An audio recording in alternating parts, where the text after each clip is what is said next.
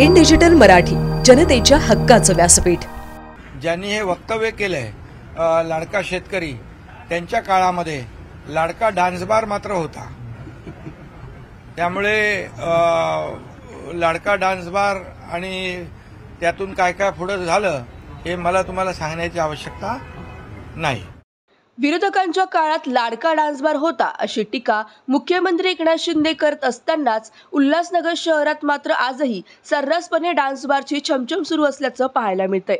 याकडे स्थानिक पोलीस मात्र दुर्लक्ष करत असून डान्स बारची ही छमछम पोलिसांना ऐकू येत नाही का असा सवाल विचारला जातोय।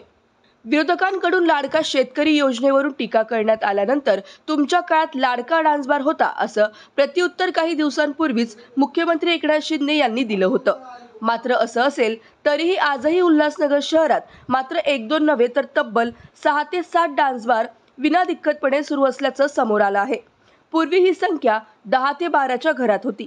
मात्र विधिमंडळ अधिवेशनाच्या काळात अनधिकृत हॉटेल्सवर कारवाई करण्याच्या मुख्यमंत्र्यांच्या आदेशानुसार उल्हासनगर महानगरपालिकेने चांदनी, राखी, ॲपल, वर्षा अशा काही निवडक डान्स बारवर तोडक कारवाई करत ते जमीनदोस्त केले, तर पॅराडाईज, आशियाना, आचल पॅलेस, 90 डिग्री, 100 डेज, पेनिन्सुला असे अनेक डान्स बार मात्र अजूनही सुरूच असून तिथे पहाटेपर्यंत छमछम सुरू असल्याचं पाहायला मिळतंय।